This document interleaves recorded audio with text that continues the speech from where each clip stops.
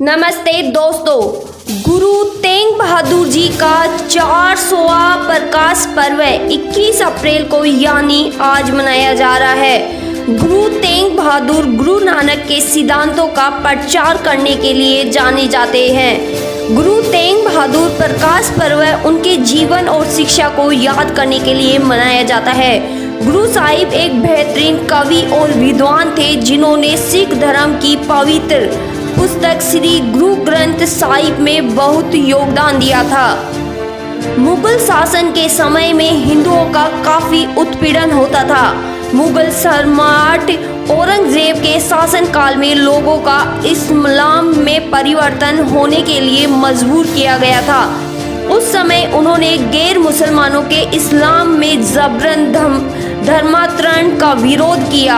इसके बाद 1675 में दिल्ली में गुरु तेग बहादुर इस्लाम को अपनाने से इनकार करने के लिए मुगल सम्राट औरंगजेब के आदेश पर सिर काटकर उनकी हत्या कर दी गई।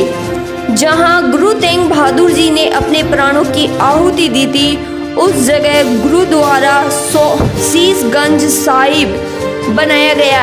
यह गुरुद्वारा दिल्ली के सबसे प्रसिद्ध इलाके चांदनी चौक में स्थित है। जहां पर गुरु तेग बहादुर जी ने अपने प्राणों की आहुति दी, वहां पर शीशगंज साहिब गुरुद्वारा और उनका दाह संस्कार हुआ। उस जगह को गुरुद्वारा रकाबगंज साहिब के नाम से सिख पवित्र स्थानों में बदल दिया गया। गुरुद्वारा शीशगंज साहिब में गुरु तेग बहादुर की शहादत और उनके जीवन की कई कथाएं मौजूद है। 11 मार्च 1783 में जब सिख मिलिट्री के लीडर दिल्ली आए, तब उन्होंने दीवान ए आम पर कब्जा कर लिया था। इसके बाद महुल शाह आलम द्वितीय ने गुरुद्वारा बनाने के लिए रकम दी और 8 महीने में गुरुद्वारा बनकर तैयार हो गया।